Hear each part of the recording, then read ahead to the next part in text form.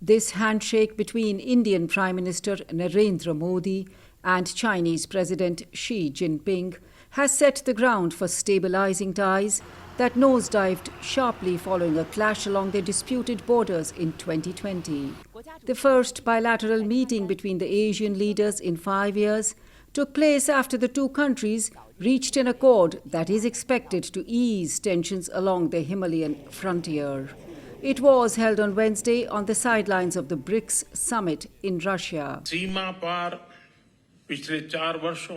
We welcome the consensus reached on the border issues that have arisen over the past 4 years.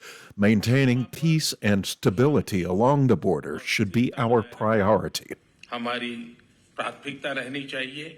But the breakthrough between the Asian giants is not expected to result in an immediate pullback of troops from contested borders. It will be a very complex, long drawn-out process. I think given that there is a huge trust deficit between the two sides, it would take months before we will see disengagement happening. Although analysts do not see any quick warming in ties, they say pragmatism is driving the rapprochement.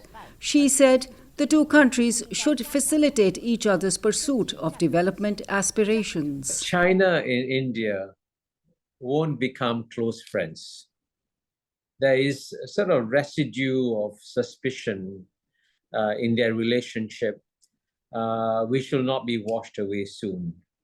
But at the same time, both are rational geopolitical actors. And clearly, if they don't talk to each other, they reduce their options. Economic ties could gather momentum. Following the 2020 military standoff, India halted Chinese investments and restricted visas for Chinese workers. But Indian businesses complain that such steps pose a challenge to new factories being built, such as those making Apple iPhones that rely on Chinese components. Clearly, India trying to develop its own manufacturing capacity needs some of these imports from China. And they are important not only for the day-to-day management of the Indian economy, but also for the long-term emergence of India as a manufacturing powerhouse.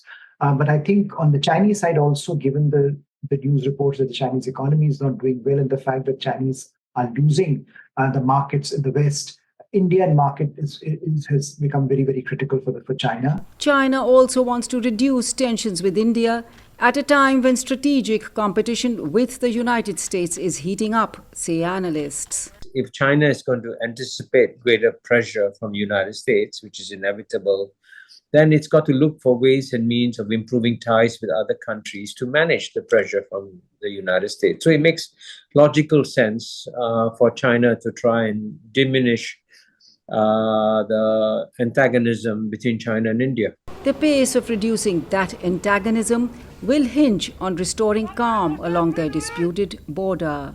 Anjana Pasricha, VOA News, New Delhi.